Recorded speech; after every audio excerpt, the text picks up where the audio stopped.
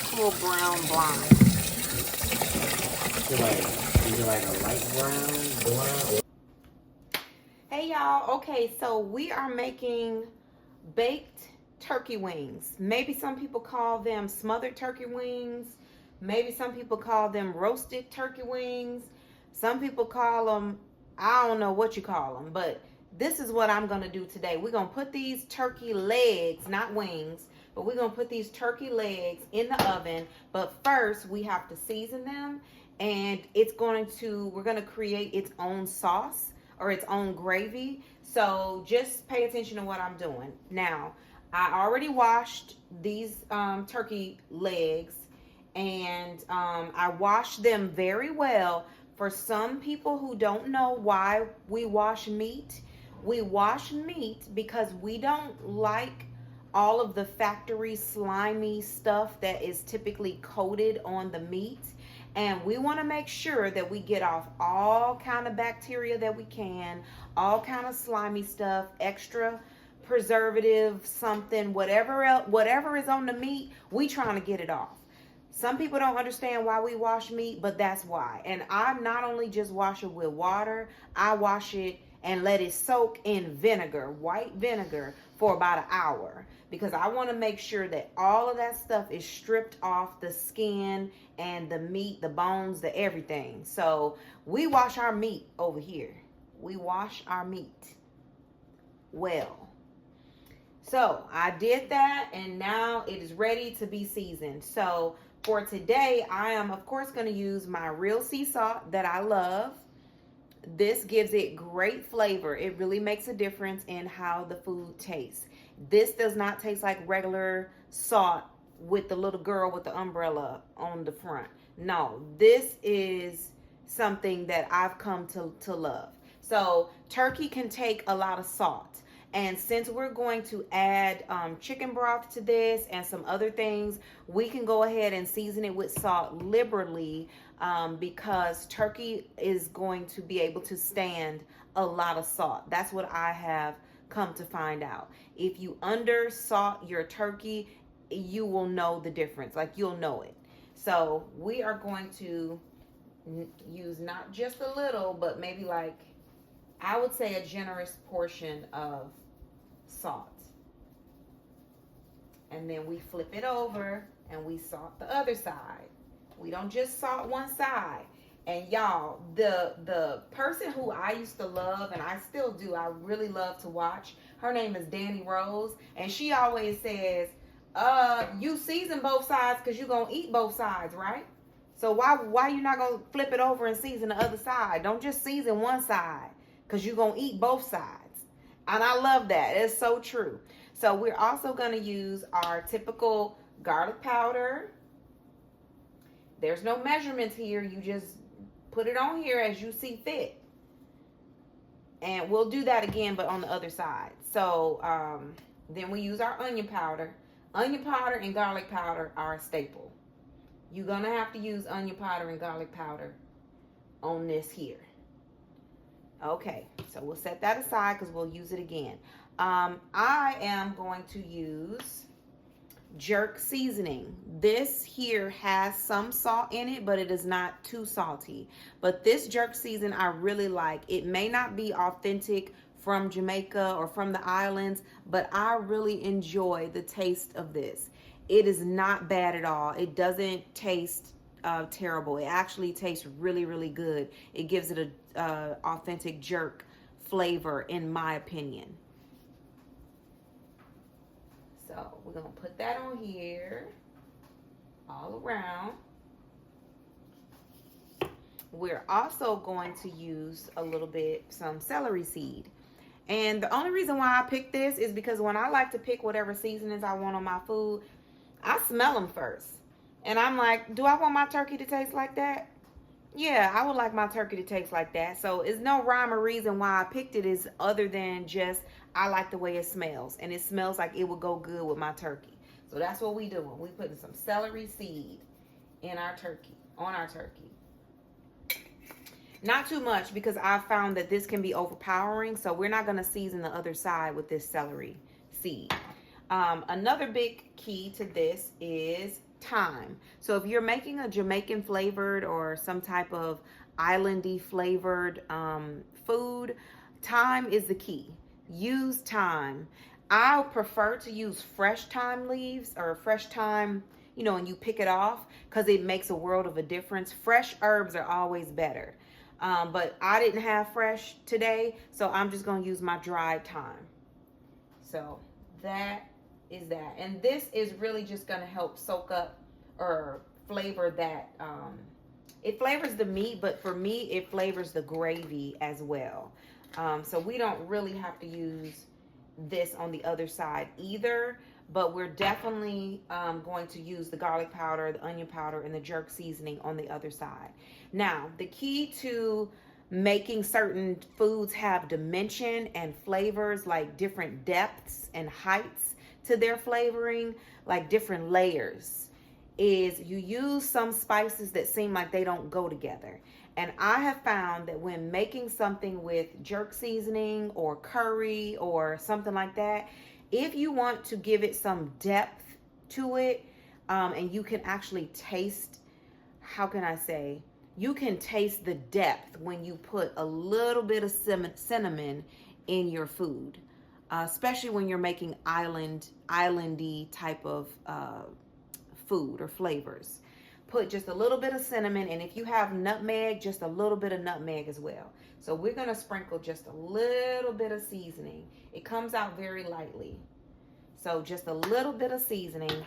And then, like y'all know, you always have to put some smoked paprika. Smoked paprika go with everything.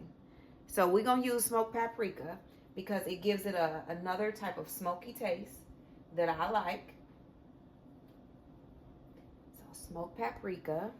Okay, and then we're going to flip it over and we're going to do the same thing on the other side with the jerk seasoning and the garlic powder and all of that. So we're going to do the garlic again,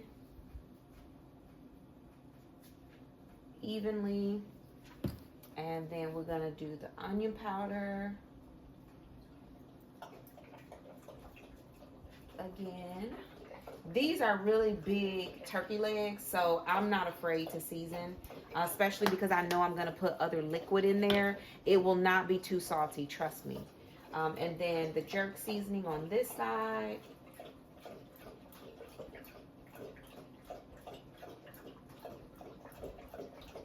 Okay. And of course, our smoked paprika.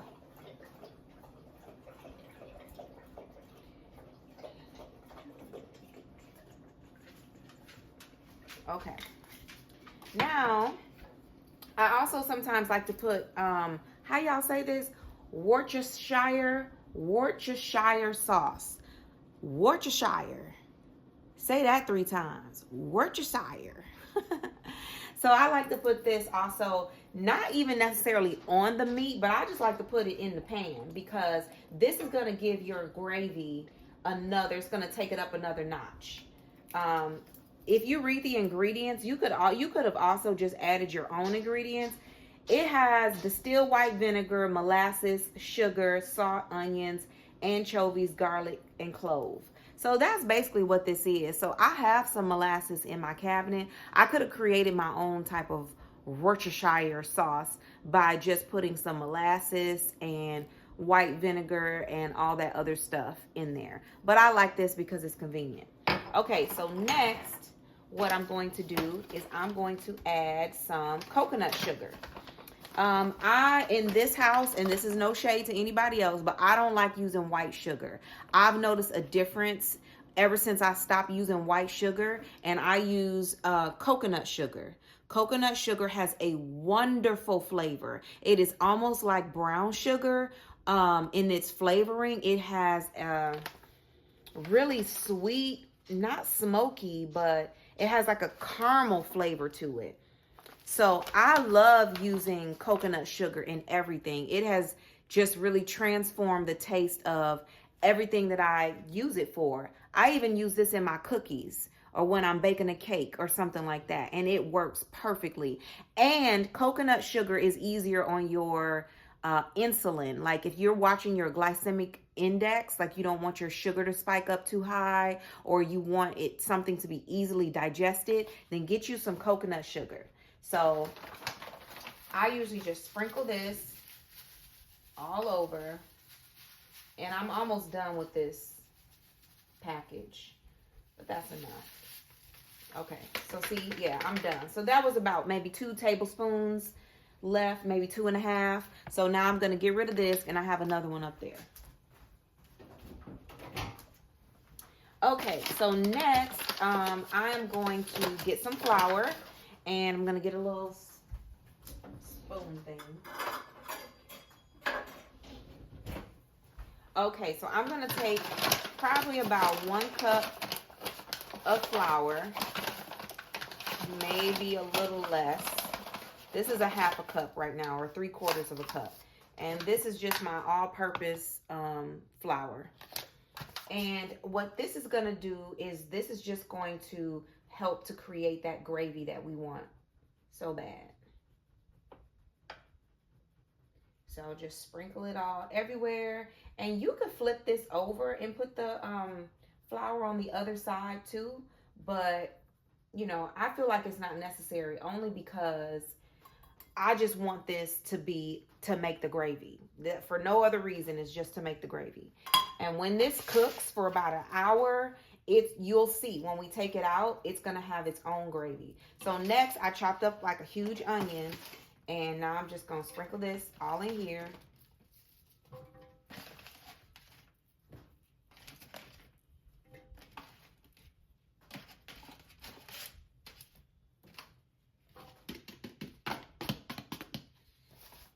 All right, and now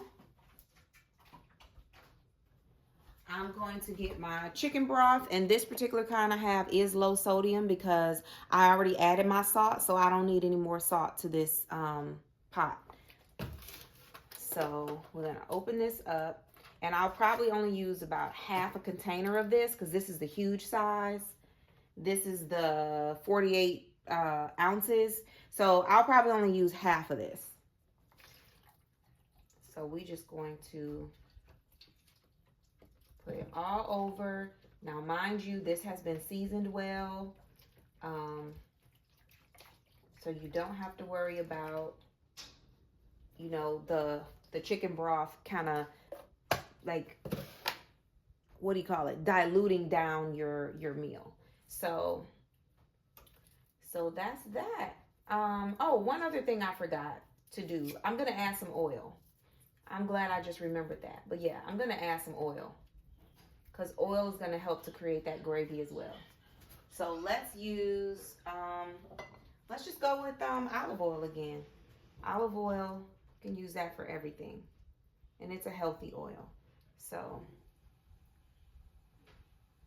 there we go. So this is quick. And don't worry about how the flour looks right now, because when we put it in the oven, it's going to create its own, you know, juices. It's going to create its own steam, and it's going to take that flour from the top. Hold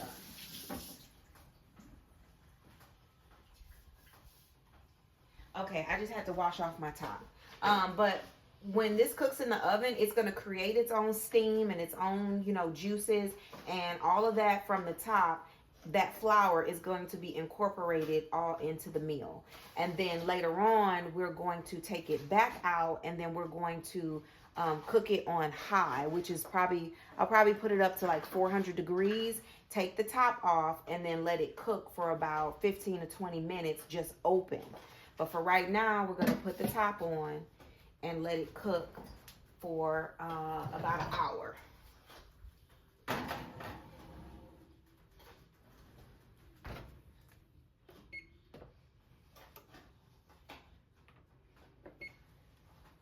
All right, and that's it. So we'll be back in about an hour.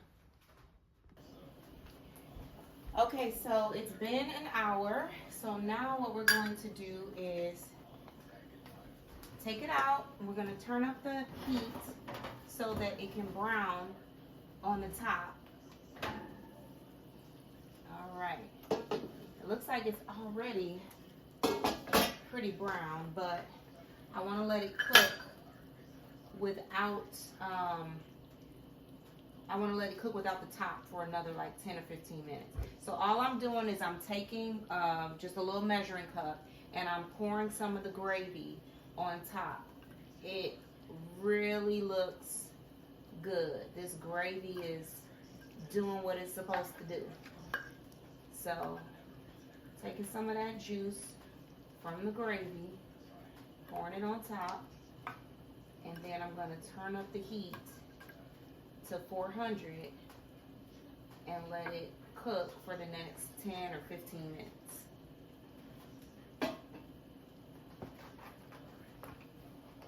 So this is what it's supposed to look like. Hopefully you can see that.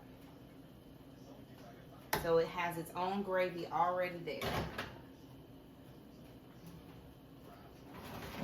All right, so back in the oven for another 10-15 minutes on 400. And I have green beans cooking. I didn't show y'all how to do that because we'll do that another time. But we're going to have turkey legs, smothered turkey legs, and green beans. All right? So see you in a minute. All right. So time is up. And it's looking good. Woo! There it is. All right. Now, so that looks great. That looks great. That looks great. Great. Where's my little thing? All right. So everything looks great. Use that. Use this. So yeah, turned out well. I'm very pleased.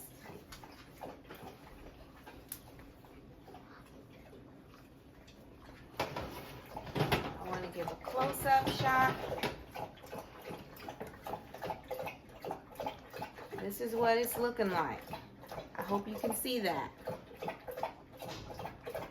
So it's nice and brown on the top. The gravy looks like it's just beautiful. I have some onions in there because I like onions and it gives it flavor. So we are ready to eat. So this is just a really like a dump type of meal where you just dump everything in there. I didn't have to do too much prepping. And yeah, it didn't take a quick amount of time, but it's still an easy process. If you want to do something like this for the first time, it's an easy process and it's not too overly complicated. Try this, then just let me know in the comment section if you tried it, if it turned out good. These are our jerk smothered turkey legs. That's what we're gonna call this video. Smothered jerk turkey legs. All right, y'all. I'll see y'all later.